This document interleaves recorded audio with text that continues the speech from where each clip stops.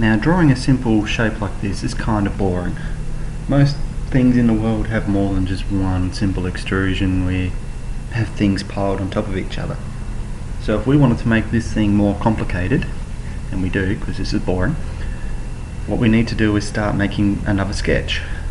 Now we could use our original origin planes, which you can find if you go over to this little tree on the side and then you click on or open up origin with the little plus sign beside it. You can see in here these three planes here are the first three planes that came up in orange when we did our first sketch.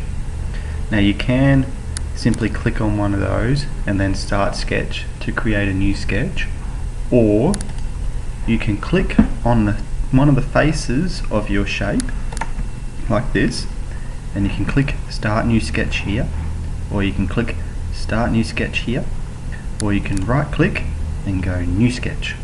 So there's three different ways you can actually click on something and go new sketch, and then it spins it back around facing towards you and you can start drawing on it again. So I'm going to draw a circle this time, so I'm going to click circle, I'm going to choose the center, I'm going to pull the circle out.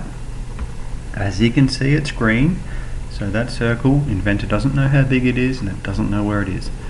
So I'm going to quickly put some dimensions on there to make sure it turns black. I'm going to make it 10 from their bottom. I'm going to make it, come on, there we go, 10 from the side, and I'm going to make it 10 round. There we go, we have a circle and it's all black. Inventor knows exactly where it is and exactly how big it is. Finish my sketch and I can go and press extrude again, and as you can see it automatically found which shape I wanted and it extruded it upwards, and I can make that go up if I wanted to. And if I wanted to make a hole instead of a solid, this button here in the middle, so the top one is solid, this one means cut. So you press that one and it decides to cut into a shape. So I can make a hole go through my shape instead of a solid going upwards. And then I can do that and press OK. And my shape becomes a little bit more interesting, doesn't it?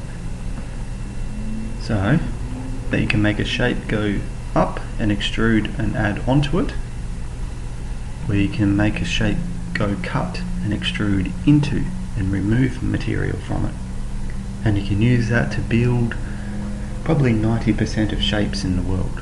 90% of objects you see around your house you could probably draw that way. And there's a few other buttons to make more complicated shapes, but this extrude, where you extrude things up into a solid and then extrude cut to make holes, will draw pretty much most things. There we go. Pretty simple, hey?